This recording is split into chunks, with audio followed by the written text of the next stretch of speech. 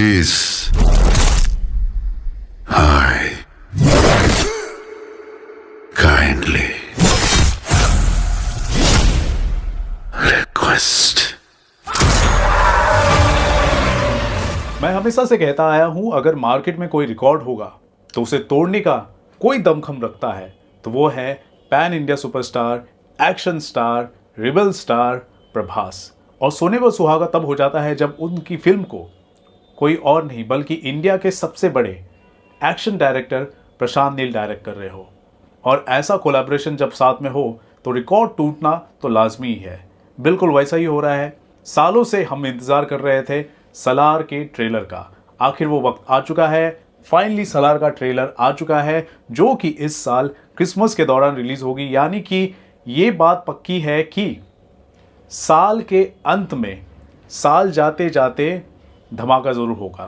जी हाँ, क्योंकि ट्रेलर देखकर मैं ऐसा श्योर शॉट कह सकता हूँ, ट्रेलर मुझे बहुत ही ज़्यादा धमाकेदार लग रहा है। सबसे पहले हम बात कर लेते हैं इस ट्रेलर की खासियत के बारे में। ट्रेलर देखकर तो ये लग रहा है सबसे पहले कि इसके जो विजुअल्स हैं स्टनिंग लग रहे हैं। और आप देख सकते हैं वो चॉपर्स हो गए या फिर मिलिट्री वैन्स हो गए या फिर जिस ज़माने के हिसाब से फिल्म बनाई जा रही है उस ज़माने के हिसाब से जो विंटेज कार्स हैं वो सारी की सारी चीज़ें इसके अंदर डाली गई हैं। ठीक है, कौन से सन में ये फिल्म चल रही है या फिर कहानी किस हिसाब से चल रही है ये तो वैसे ट्रेलर से पता तो नहीं चल रहा, लेकिन फिल्म जब हम देखेंगे तो पता चलेगा।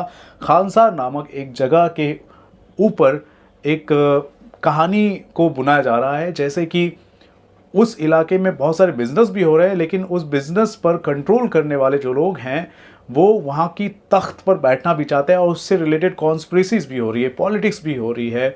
और यहाँ पर एक और प्रभास के अलावा एक और मेन जो कैरेक्टर है पृथ्वीराज सुकुमार, वो भी दिखाई दे रहे हैं। दोनों की अच्छी खासी बॉन्डिंग है, ट्रेलर से ये पता चल रहा है। उसके अलावा आपको मैं बता दूँ, जब भी प्रशांत नील की कोई फिल्म आती है तो वो हमेशा आप देखते आइए, हमेशा अपनी फिल्मों में जियोपॉलिटिक्स का जो सिनेरियोज होता है वो किसी भी ज़माने का हो वो और हिस्ट्री का बखूबी इस्तेमाल करते हैं। जैसे कि इस ट्रेलर को देखते हुए लग रहा है कि सर्बियंस हो गए या रशियंस हो गए, उनको असेंबल करना हो या फिर मोहम्मद गोरी और चंगेज़ खान का रेफरेंस लेना हो, जिक्र करना हो। और इन जिक्र के साथ साथ, इन कहानियों के साथ साथ स्टोरी को भी बिल्डअप करते हैं। ये बहुत अच्छी बात है, बहुत ही ख़ास बात है। और इस हिसाब से फिल्म जो है ना अपने आप में एक तरह से सब कुछ हो जाता है हमारे लिए जियोपॉलिटिक्स की बातें भी हो जाती है, स्टडी पर्पस के लिए भी हो जाती है। यानी स्टडी पर्पस कहने का मतलब ये है कि जो छात्र करंट अफेयर्स या फिर यूपीएससी की तैयारी कर रहे हैं या फिर जो नॉर्मल जानकारी रखना चाहते हैं उनके लिए भी फिल्म जो है ना इंटरेस्टिंग हो जाती है। तो फिल्म को इंटरेस्टिंग बनाए रखना बहुत ज़रूरी होता है और हर एक तबकों को अगर ये फिल्म कन्विंस कर लेती है तो सोने पर सुहागा हो जाता है।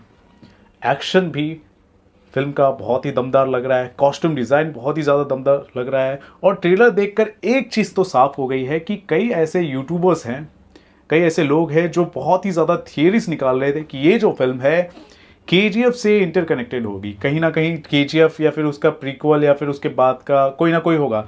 लेकिन इस ट्रेलर को देखने के बाद ये सारी बातें खारिज होती हुई नज़र आ रही है। आप इस ट्रेलर में भी देख सकते हैं गरुड़ा राम भी नज़र आ रहे हैं जो कि केजीएफ चैप्टर 1 में विलेन थे, तो यहाँ पर वो कुछ और नज़र आ रहे हैं। तो इससे साफ पता चलता है ये कुछ और फिल्म है। उसके अलावा आप देखोगे कि अलग अलग जो कैरेक्टर्स है, जो कन्नड़ा फिल्म इंडस्ट्री के जो लोग हैं, जो मेन कैरेक्टर्स हैं इसमें निभाए जा रहे हैं उनके द्वारा, तो वो भी मुझे अच्छा लग रहा है। और यहाँ पर प्रभास तो हमेशा की तरह दमदार नज़र आ रहे हैं। टीज़र में उनको डायनासोर की तरह इंट्रोड्यूस किया गया था और यहाँ पर वो एक्शन करते हुए नज़र आ रहे हैं। उनकी एंट्री और डायलॉग डिलीवरी सारी की सारी चीज़ें नज़र आ रही हैं। तो दोस्तों यहाँ पर मैंने प्रशांत नील के बारे में बात कर लिया और बात कर लिया प्रभास के बारे में। अब मैं बात करना चाहता हूँ होमबाले फिल्म्स के बारे में। और जिस हिसाब से एक कैलकुलेटेड रिस्क के साथ अच्छी से अच्छी फिल्म बनाते जा रहे हैं होमबाले फिल्म्स, बहुत ही लाजवाब चीज़ है, बहुत ही ज़्यादा। और सलार भी एक बड़ा एग्जाम्पल अभी सेट होने वाली है और उनके झोली में एक और फेदर जो होता है ना वो आने वाली है, फेदर इन द कैप। तो ये मुझे अच्छा लग रहा है। और प्रशांत नील के साथ अगर होम्बाले फिल्म्स का कोलैबोरेशन हो जाता है तो फिल्म और भी ज़्यादा अच्छी हो जाती है। चांसेस जो है डबल हो जाते हैं। चांसेस डबल होने के और भी अलग रीज़न ये भी हैं कि फिल्म के अंदर जगपति बाबू भी नज़र आ रहे हैं, जो कि बहुत ही प्रोमिनेंट विलन के तौर पर जाने जाते हैं अगर फिल्म इंडस्ट्री की बात की जाए। फिर पृथ्वीराज सुकुमार तो है ही हैं, उसके अलावा आप देखेंगे कि प्रभास तो है ही है, और भी दूसरे कलाकार नज़र आ रहे हैं, गरुड़ा राम भी नज़र आ रहे हैं। तो यार फुल ऑन धमाका नज़र आ रहा है। श्रुति हसन का भी इम्पॉर्टेंट रोल होने वाला है। सो ओवरऑल जो ट्रेलर है धमाकेदार तो है ही है। जब फिल्म आएगी तो फिल्म भी धमाका करेगी साल के अंत में। तो ओवरऑल ट्रेलर मुझे बहुत ही धांसू अमेजिंग लगा है। आपको कैसा लगा है? क्या आपको ट्रेलर देखते वक्त गूज़बम्प आया है? क्या ट्रेलर देखते वक्त आपकी उम्मीदें बढ़ी हैं कि नहीं? आपका जो एक्साइटमेंट है फुलफिल हुआ है कि नहीं? मेरा तो बहुत ही ज़्यादा फुलफिल हुआ है and I am ईगरली waiting for this movie in Christmas. और ये जो फिल्म है डंकी के साथ भी रिलीज़ होने वाली है, तो देखते हैं किस हिसाब से कमाल होता है। आपका क्या मानना है इस पूरे सिनेरियो को लेकर, इस ट्रेलर को लेकर? दोस्तों ज़रूर बताएं हमारे कमेंट सेक्शन पर, और देखते रहे आपका अपना channel Filmy Fever. This is Ravi Gupta signing off. नमस्कार, बाय।